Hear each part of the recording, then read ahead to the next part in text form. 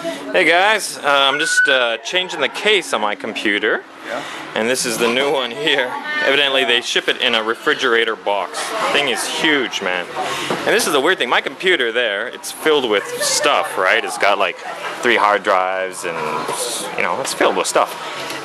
And this box is like twice as heavy as that computer, and it's, you know, it's supposed to be an empty case in styrofoam, but, you know, when it comes to computers, you're not trying to save on weight. And I guess solid is just a good thing. Oof. Are you okay?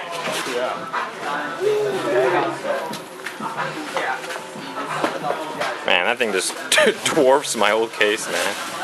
Jeez. Before, after. Anyway, so. Ooh. Which looks nicer? Jeez. It's gorgeous, eh?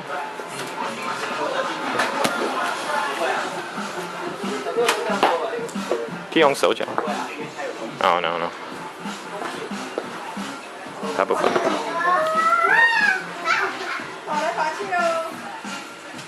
This is the front. So anyways, the point I'm trying to make is, even though I upgrade my computer every year or every couple of years, I don't upgrade the case. So the internals are just constantly getting upgraded, but the case has been the same for like 6 years. And now I'm finally going to have a case, you know, the outside's going to match the inside, which is going to be nice. Ooh, look at that thing, eh?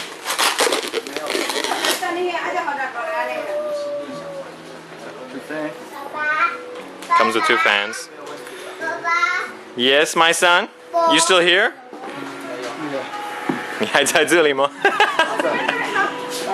Just playing with the workers.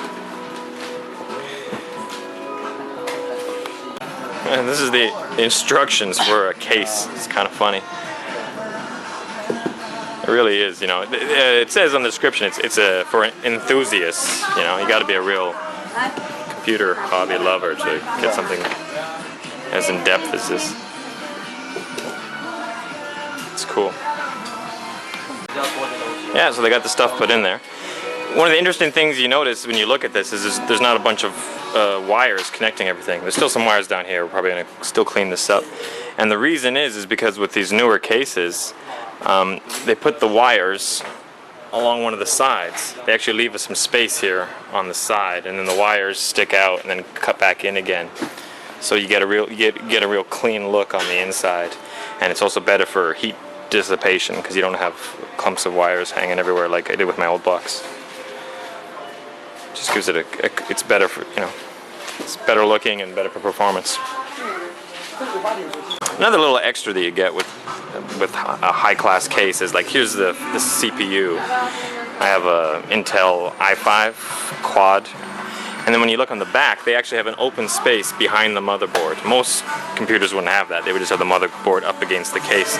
But this, they leave an open space just so that the heat can escape from this direction as well, which is kind of so it doesn't get cooked from behind, and that's a rarity. Hey boys and girls, so it's been a few months since I got the case, and so what's my opinion of it?